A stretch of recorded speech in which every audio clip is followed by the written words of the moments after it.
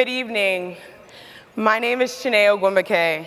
As mentioned earlier, I'm a recent graduate and proud member of Nerd Nation, also known as Stanford University.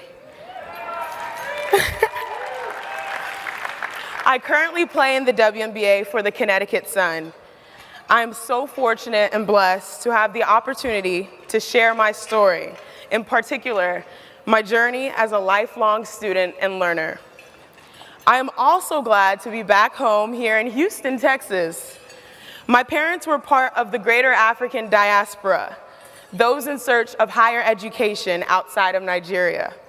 They immigrated to the United States, earned their degrees, and settled not too far from here in Cypress, Texas. My dad travels the world as a technology consultant, and my mom is an assistant superintendent in Cypress Fairbanks Independent School District. She's here, right there. She's considerably shorter than me, so you couldn't tell. Along with my aunt and her coworker, Deborah Stewart. There you are. Having an educator as a mother, my childhood was, of course, centered upon school and education. I experienced Catholic school, which taught me discipline and morality. I also experienced public school, which taught me the beauty of diversity and opportunity. And in between it all, my parents finally realized that our calling was not gymnastics, but rather basketball. You'd think it'd be a little more obvious. Looking back now, my big sister and I would have never expected what the future would bring. Today, we are both graduates of Stanford University, a beautiful, transformative place that pushes you out of your comfort zone, a place of self-discovery.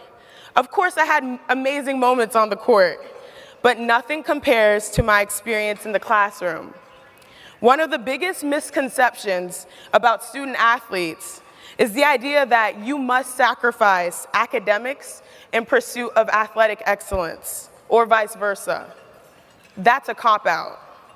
One of my mentors, who gave me my diploma on graduation day, my professor and the person that I'm lucky to call friend, Dr. Condoleezza Rice, taught me that you can have the best of both worlds.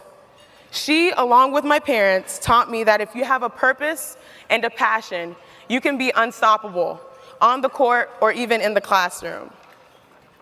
I'm grateful for the optimism my amazing role models instilled within me. Sometimes, pursuing your education is not fun. Trust me, I'm just starting to crack open my GRE workbook to pursue my master's, and that's tough. It requires hard work, dedication, and resilience. But anyone in pursuit of education must remain optimistic. Trust in the system.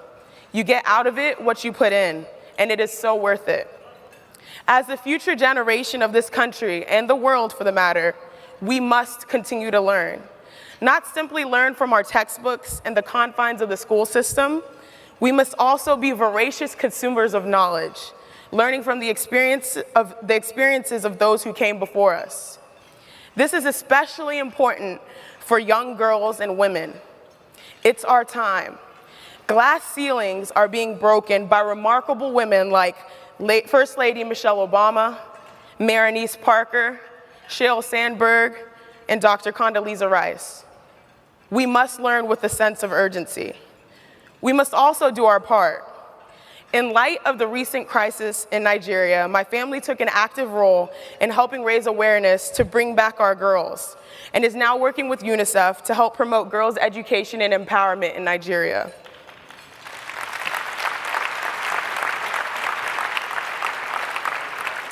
One of the greatest emerging female voices from Nigeria is Chimamanda Ngozi Adichie. She reminds us that sometimes society teaches girls to shrink themselves, to make themselves much smaller. We say to girls, you can have ambition, but not too much. You should aim to be successful, but not too much. We should not bend due to the pressures of society. Instead, I urge young girls to use their passions and interests to cement themselves.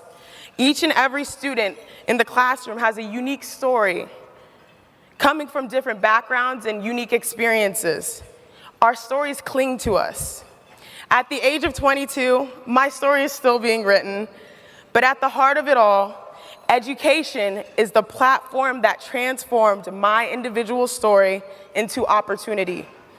I hope that all young people here in Houston and beyond use education to define their stories, find opportunities, and leave their legacy. Thank you for your time. As the product of an educator, I know firsthand the sacrifices you all make, and I appreciate the difference you make in the lives of children of the future.